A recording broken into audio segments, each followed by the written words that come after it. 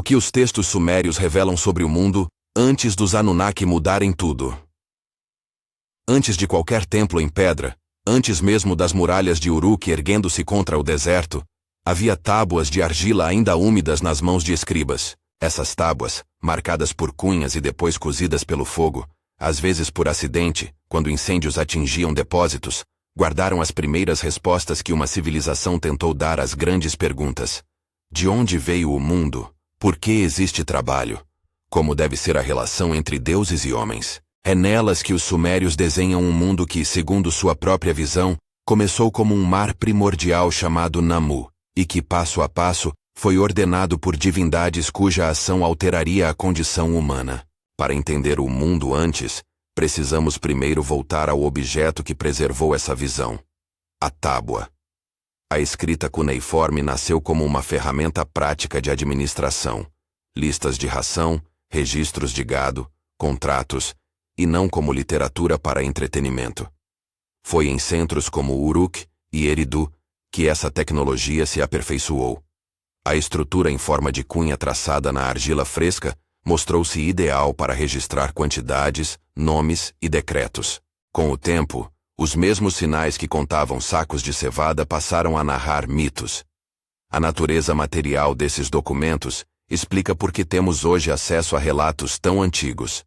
A argila endurecida sobreviveu quando madeira e papiro não sobreviveram.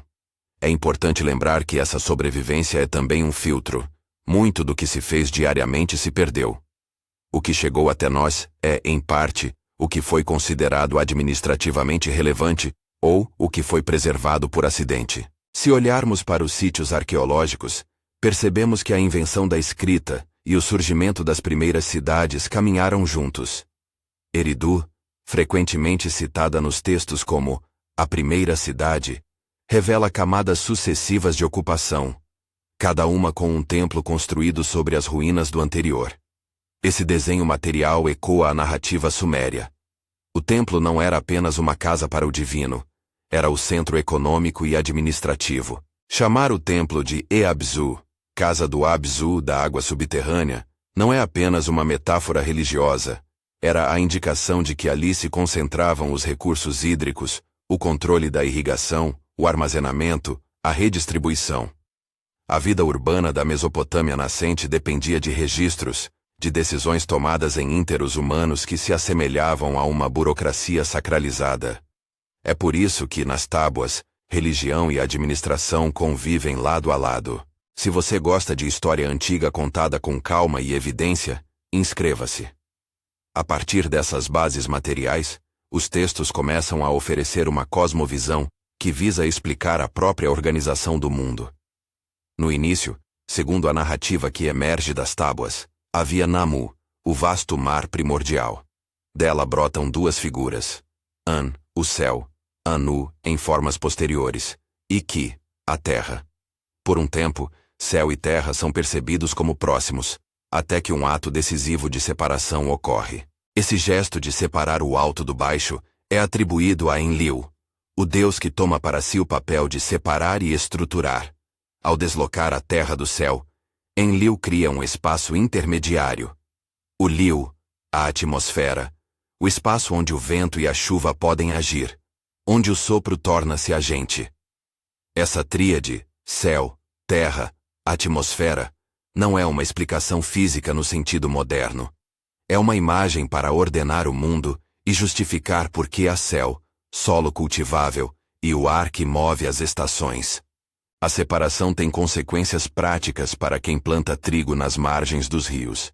Ao criar o espaço onde o vento sopra e a chuva cai, a narrativa sumeriana autoriza ciclos regulares de enchente e estiagem, de seca e abundância, que os agricultores aprenderam a domesticar. A figura de Enlil, portanto, é ambígua. Ele é ao mesmo tempo o que permite a vida organizada e o que pode punir com ventos e retiradas de bênção. Esse vínculo entre poder divino e ordem social é uma das chaves para compreender por que a religião, na Mesopotâmia, é inseparável da política e da economia. Abaixo dessa superfície ordenada, os textos apontam para outra profundidade. O Abzu, águas subterrâneas, fonte de vida e sabedoria. Enki, conhecido em acádio como Ea, é o senhor desse domínio. Ele habita o Abzu e é associado a técnicas, a astúcias, ao conhecimento que torna possível transformar o ambiente, controlar canais, manejar águas, inventar soluções para o trabalho humano. Enquanto Enlil atua como separador, Enki opera como solucionador prático.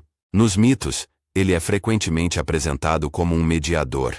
Protege certos humanos com truques ou com informações, oferece caminhos para escapar de decisões divinas severas. As cidades se formam nas margens desses mundos.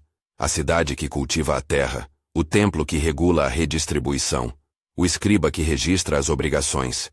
O templo, além do E-Abzu, aparece em múltiplas variantes por toda a Mesopotâmia primitiva. Ele absorve funções que hoje dividiríamos entre banco, armazém, tribunal e fábrica. Arqueologia e textos se encontram aqui.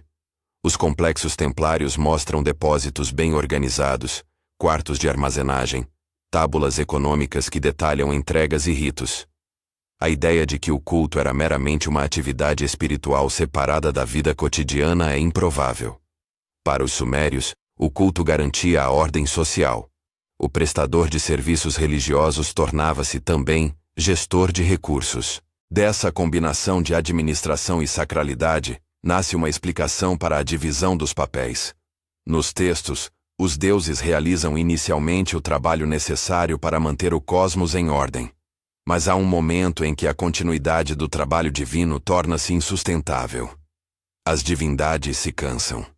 É aí que surge a narrativa da criação humana, e ela merece ser narrada com cuidado, porque ilumina por que a sociedade suméria valorizava tanto o trabalho e a obediência aos ritos. A criação dos humanos aparece em versões diferentes, mas um núcleo comum perdura. Uma deusa como Ninmah, também chamada Ninhursag em algumas tradições, e um deus como Enki, entram num processo de modelagem. A argila, humus do mundo, é o material primordial.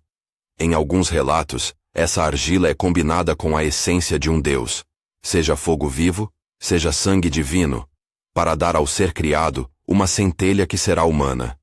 Pensamento, fala, capacidade de sustentar a vida social. Esse gesto é revelador. Os humanos nascem concebidos como trabalhadores delegados, portadores de uma mistura de terra e divindade que os torna úteis ao funcionamento do cosmos. A própria permanência dos templos e da administração depende dessa delegação.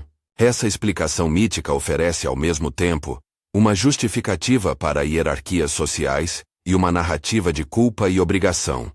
O homem laborioso existe para aliviar o fardo dos deuses. Por isso, nos textos, as obrigações rituais e as contribuições para o templo são mais que devoção, são parte do contrato que mantém a ordem.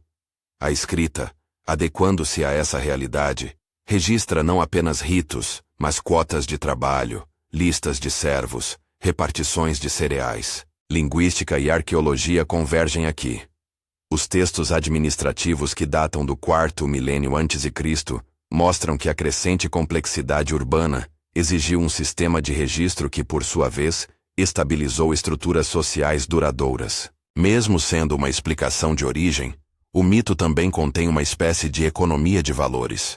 O conhecimento de Enki não só ajuda a criar o humano, mas também equipá-lo com técnicas. Em algumas histórias, Enki ensina práticas que permitem drenar áreas, construir canais, cultivar em solos antes impróprios. Assim, a figura divina não é apenas um legislador. É uma fonte de tecnologias da época, entendidas como saberes práticos, nada a ver com anacronismos tecnológicos modernos. Aqui reside uma ponte importante entre mito e evidência. Enquanto o mito justifica a prática, as escavações mostram que, de fato, os sumérios desenvolveram sistemas de irrigação complexos, reservatórios e métodos de armazenamento. Os textos celebram esses saberes porque eram essenciais para a sobrevivência conjunta. A narrativa sumeriana, porém, não se detém no estabelecimento de cidades e no modelo de trabalho. Ao desdobrar-se, ela apresenta também uma genealogia de deuses, gerações que se sucedem e que, em suas disputas e acordos, organizam o mundo. Entre essas figuras, Os Anunnaki começam a aparecer como uma categoria. Não são a primeira geração que cria o céu e a terra. Surgem mais adiante como juízes e administradores do que está abaixo, especialmente no que se refere ao submundo, denominado Kur. Nos textos, os Anunnaki assumem papéis judiciais. Eles garantem que haja limites, que exista uma forma de ordeiro juízo sobre os mortos e sobre certas transgressões. Essa é uma distinção que importa para nossa pergunta sobre o que mudou. Os Anunnaki, segundo esses relatos, participam de uma segunda fase em que as relações entre deuses e homens se institucionalizam de forma mais rígida. Antes que essa fase se complete, entretanto, os mitos sumerianos abrem espaço para uma crise de escala cósmica. Alguns fragmentos, preservados em tábuas que sobreviveram, descrevem um acontecimento catastrófico. Uma inundação que altera a face da Terra e a sorte dos humanos. Nomes como Ziusudra, na tradição suméria, que mais tarde aparece como Utnapishtim em versões acádicas e como a figura do dilúvio na epopeia de Gilgamesh, emergem como sobreviventes cuja história carrega tanto um selo mitológico quanto ecos de recordações de eventos reais. Aqui, novamente, é onde mito e arqueologia conversam. Escavações em sítios como Churupac, moderna Fara, revelaram camadas de sedimentos que alguns estudiosos associam a episódios de inundações intensas, mesmo que a interpretação desses depósitos seja tema de debate. Não se trata de provar um dilúvio universal com uma tábua de argila, mas de reconhecer que memórias regionais de catástrofes hídricas foram transformadas em mito, e que esses mitos, por sua vez, recalibraram a percepção que os povos tinham de sua própria condição. A tensão se instala quando percebemos que, se os deuses criaram os humanos para aliviar seu trabalho, e se uma inundação redefine as condições de vida, então, a relação original entre divindade e humanidade precisa ser renegociada. Os mitos que acompanham essa renegociação não são apenas histórias sobre perda e salvação. São regras novas que reordenam a vida. Limites de longevidade, normas para a existência pós-vida, a instituição de punições e recompensas que se estendem além do aqui e agora. É nesse ponto que a narrativa sobre o mundo antes encontra sua maior mudança. Ainda que os Anunnaki, como categoria divina, não sejam descritos como agentes de tecnologia externa ou como seres vindos de outro lugar, eles emergem como partes de uma burocracia espiritual que passa a exercer juízos mais rígidos.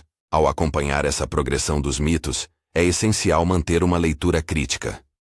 Os textos são tanto reflexos de memórias, quanto instrumentos de legitimação. Eles explicam por que as coisas são do jeito que são. Por que trabalha-se nos campos? Por que existe autoridade centralizada no templo? Por que a vida humana é finita? A arqueologia, por sua vez, confirma que houve transformações profundas na organização social durante o período dinástico arcaico. Sedentarização, especialização do trabalho, centralização de recursos e uma difusão da escrita que acompanhou essas mudanças. Esses dados materiais dialogam com os mitos sem reduzi-los a meros registros históricos. E é precisamente nesse ponto que a narrativa se abre para uma pergunta inquietante. Como se dá a transição entre um mundo onde deuses executavam tarefas e um mundo em que normas instituídas regulam o comportamento humano e seu destino? A resposta, nos textos, passa por um conjunto de eventos que culmina na imposição de limites e na reorganização do pacto cósmico. Mas antes de descrever como essa imposição se completa, e como os Anunnaki consolidam seu papel como juízes e reguladores, é preciso entender melhor como a memória desses eventos foi passada adiante e transformada por sucessivas tradições. As línguas desempenham aqui um papel análogo ao dos templos. Preservam, adaptam e transmitem. O sumeriano, idioma isolado e já em declínio quando o acádio se torna dominante, deixou textos que foram traduzidos e recontados em acádio, a língua semítica da região. Essas traduções não são simples repetições. Elas reinterpretam, realçam diferentes aspectos, e com isso, ajudam a construir uma continuidade de mitos que sobreviveria até a era babilônica. Assim, Ziusudra na versão suméria encontra sua contraparte em Utnapishtim, em relatos posteriores, e trechos de antigos hinos ou narrativas são incorporados em novos contextos. Esse movimento de transmissão explica por que temos variações e por que os mitos parecem, por vezes, contraditórios. Eles são camadas sucessivas de memória cultural. Ao chegarmos aqui, vemos claro que o mundo antes não é um único ponto fixo no tempo, mas um conjunto de condições. Uma cosmologia onde o cosmos é trazido da indistinção pelo ato divino de ordenar. Uma economia onde o templo organiza recursos. Uma sociedade onde a escrita institucionaliza obrigações.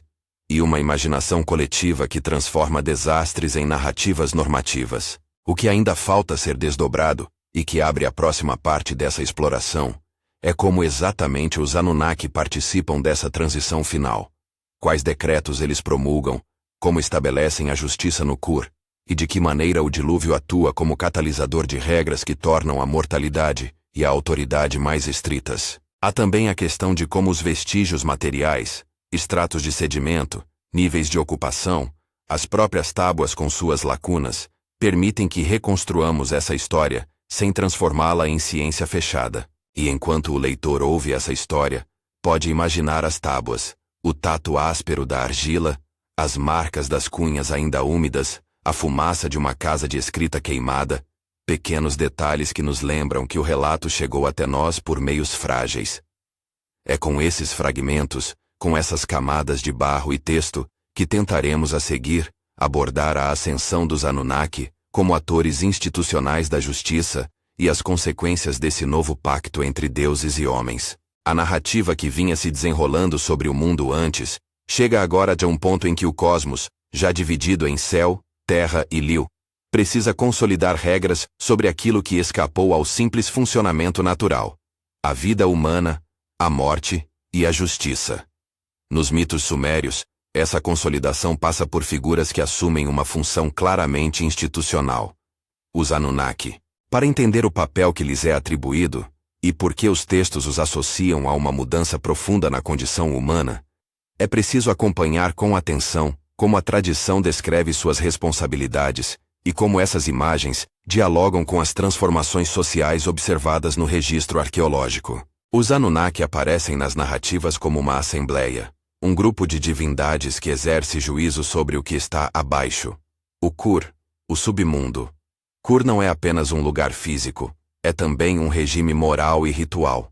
É o domínio onde o destino dos mortos é decidido, onde se aplicam sanções e se mantém a memória dos limites. Na visão suméria, havia diferentes ordens de divindades, aqueles que criaram o cosmos e organizaram os elementos primordiais, aqueles que ensinaram técnicas e artes, e aqueles, como os Anunnaki, que cuidavam da administração do mundo invisível. Essa divisão funcional permite perceber que o que mudou não é necessariamente um ato único, mas a emergência de um aparato jurídico-religioso que regula vida, morte e a transgressão de normas. Os textos atribuem aos deuses um conjunto de decretos e poderes conhecidos como Mi. Esses Mi não são meramente prerrogativas poéticas. São as regras que estruturam a civilização, a escritura, a realeza, o ofício do sacerdote, as artes, os ritos, as técnicas. Na literatura, a posse dos Mi confere legitimidade. Em relatos posteriores, reis e cidades reclamam ter recebido certos Mi diretamente das divindades, como se a ordem social fosse uma herança divina.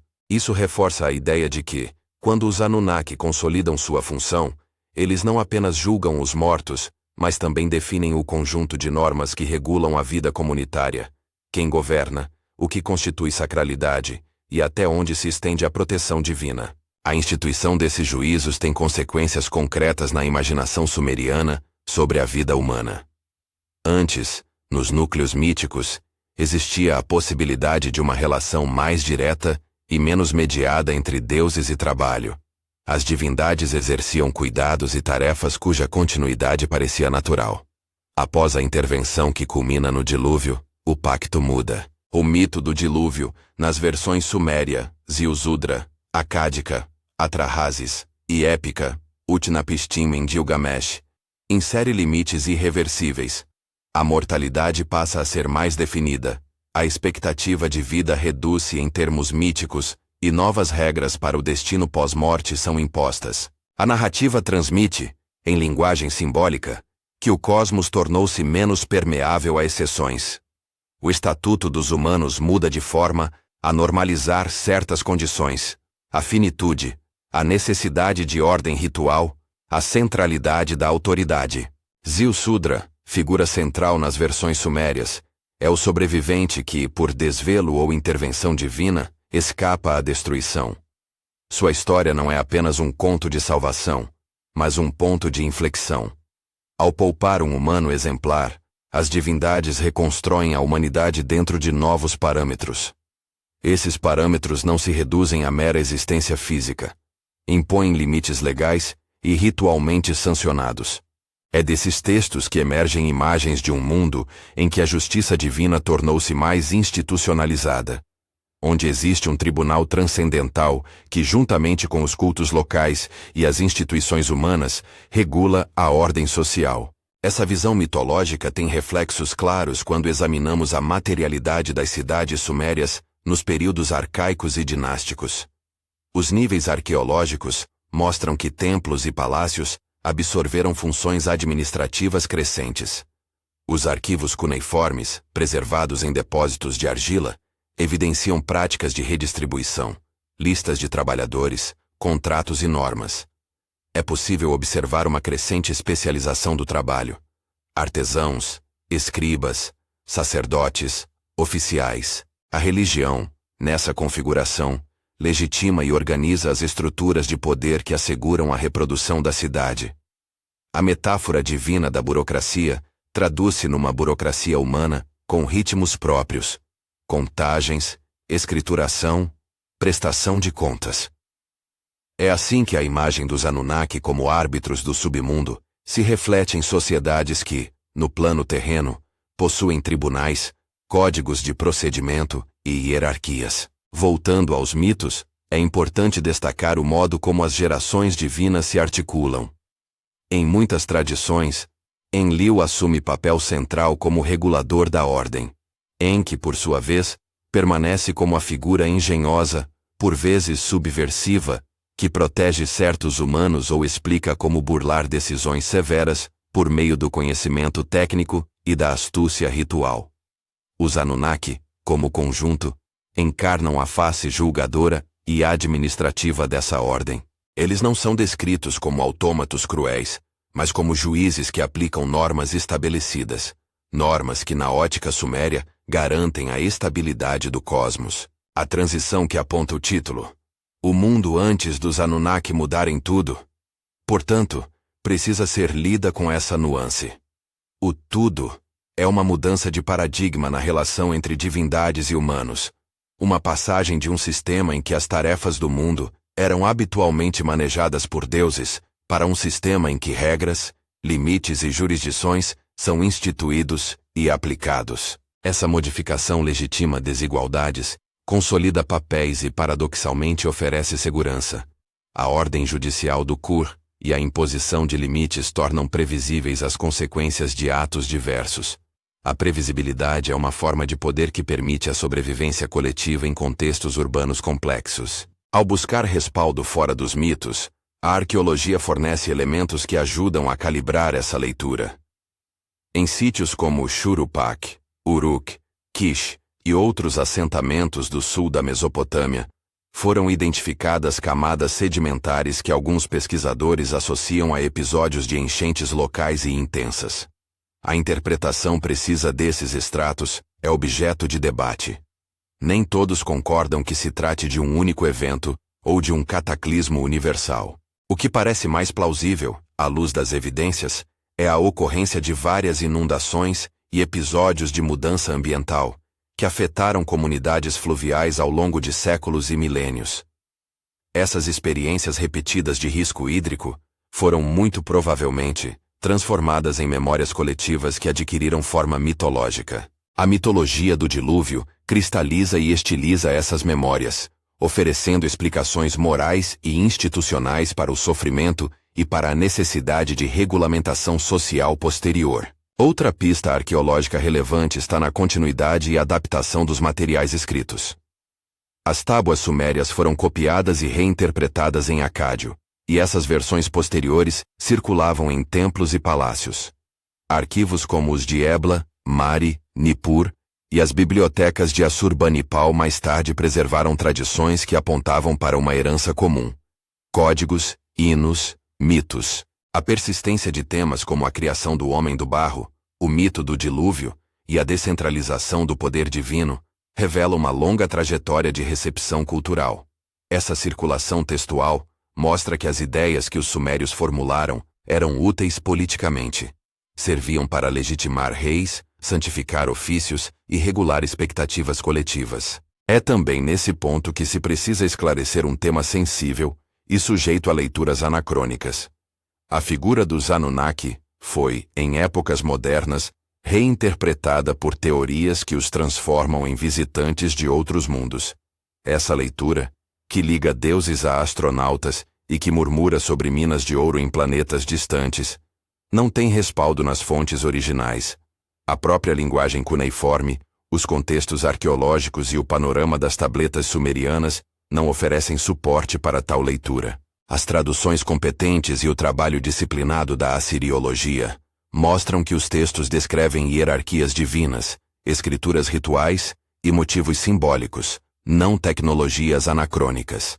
Quando se examinam as versões sumérias das narrativas, percebe-se que a lógica interna é teológica e social, e não tecnológica ou espacial. A crítica a leituras modernas vem de dois vetores principais. Primeiro, de uma análise linguística. Muitos termos e nomes foram interpretados fora de seus sistemas morfossintáticos, ou transpostos ao inglês contemporâneo, com pressupostos não sumerianos. Por exemplo, palavras que designam categorias cultuais, lugares míticos ou ofícios, foram lidas como categorias técnicas de mineração ou engenharia espacial. Segundo, da evidência arqueológica. Não existem estratos que apontem para tecnologias impossíveis, nem materiais que sugiram a presença de agentes externos com capacidades para viagens interplanetárias. O que existe, sim, é uma ampla documentação de rituais, cultos, disputas de propriedade, listas de profissões e tratados sobre ofícios humanos. A síntese acadêmica, portanto, coloca-se contra a extrapolação de textos mitológicos para apoiar histórias de contato extraterreno. Entretanto, é necessário sublinhar a honestidade intelectual. Os textos são complexos, fragmentários e ambíguos em muitos pontos. Há lacunas, tábuas quebradas e passagens que resistem a uma leitura unívoca. E é justamente por isso que interpretações exuberantes frequentemente parecem sedutoras. Elas preenchem vazios narrativos, com hipóteses espetaculares. A pesquisa séria, por outro lado, trabalha com cautela. Compara vocabulários, reconstrói contextos arqueológicos, observa a circulação interregional de mitos e procura coerência entre dados diferentes. Essa disciplina não é um freio à imaginação. É um esforço para evitar que a imaginação substitua a evidência. Voltando à sequência dos mitos, vale olhar com mais detalhe para como a imposição de limites se manifesta. Nos relatos pós-dilúvio, os humanos perdem privilégios e passam a conviver com a morte de modo mais definitivo. Funções que antes poderiam ser negociadas com uma intervenção direta divina, tornam-se instituídas. Templos requerem contribuições regulares, as cerimônias têm calendários fixos. A sucessão real é justificada por um mandato divino que se encarna na frase: "O rei tomou a coroa que desceu do céu". Nesse sentido, os Anunnaki consolidam a ideia de que a ordem política é reflexo de uma ordem cosmológica. A legitimidade política, então, não é um mero jogo de força. É uma tradução simbólica de uma hierarquia cósmica. A consequência é dupla. Ao mesmo tempo em que se fortalece a coesão social por meio de normas partilhadas, também se tornam mais rígidas as fronteiras entre classes e funções. Outro elemento a considerar é a Lista de Reis de Sumer. Um documento fascinante que mistura tradição, política e mito. Nele, reis de antanho governam por períodos fabulosos, milhares de anos, antes do dilúvio.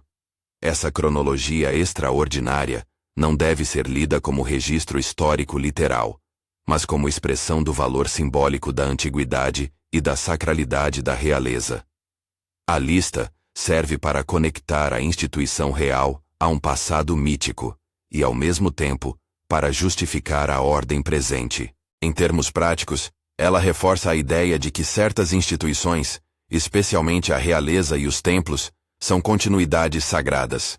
Os períodos longuíssimos representam um modo mítico de afirmar a ancestralidade do poder, não uma cronologia factual.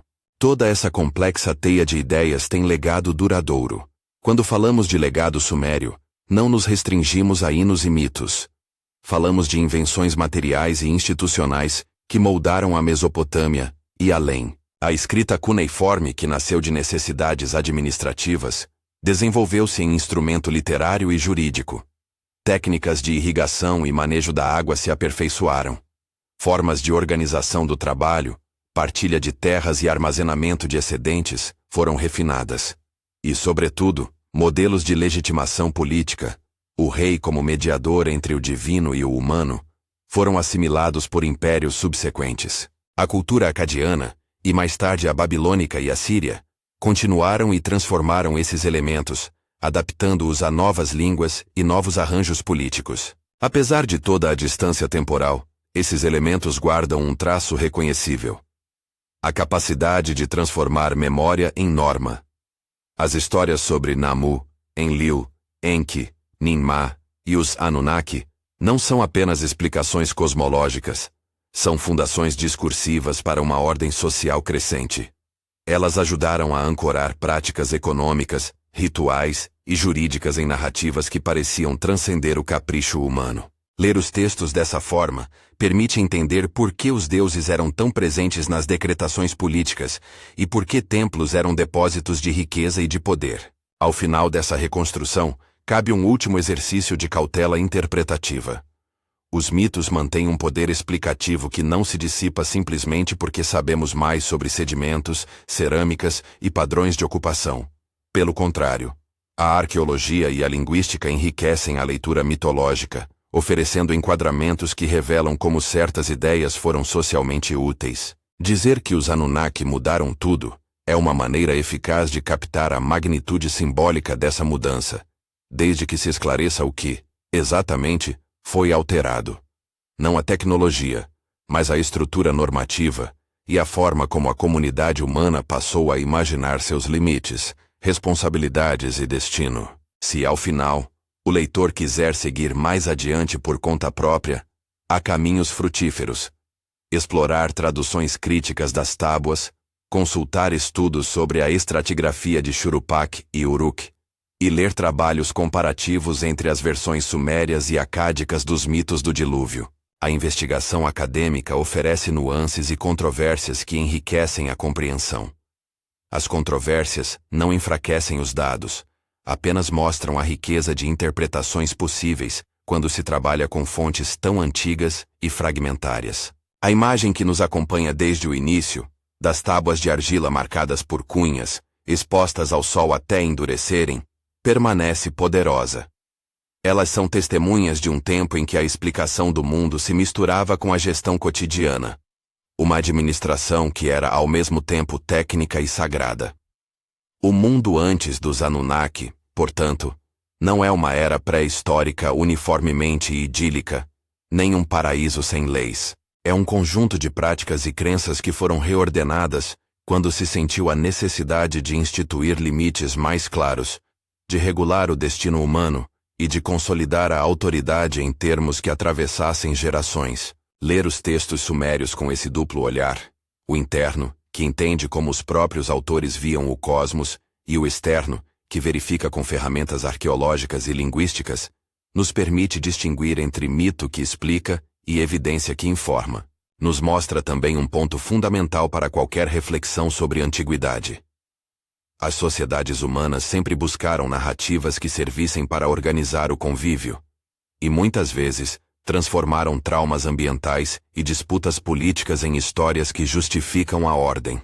Os Anunnaki, nesse quadro, são menos visitantes do que articuladores, juízes que assinam com a sua autoridade novos contratos sociais. Ao encerrarmos esta exploração, resta a sensação de que os sumérios nos legaram não apenas mitos, mas um método de ver o mundo. A prática de converter experiência em norma, memória em rito, perigo em instituição. Essa herança moldou a Mesopotâmia e reverberou por culturas posteriores. O antes e o depois que os textos enunciam não são, portanto, apenas um corte temporal. São uma transformação profunda na forma como se concebeu a autoridade, a justiça e a própria condição humana. Se essa reflexão trouxe clareza ou curiosidade, convido você a seguir investigando. Há vídeos e leituras que aprofundam cada um dos temas aqui abordados, das listas reais às tábuas do dilúvio, da administração templária às controvérsias linguísticas sobre interpretações modernas. Se quiser se aprofundar, veja a playlist sobre Mesopotâmia na descrição e as fontes recomendadas.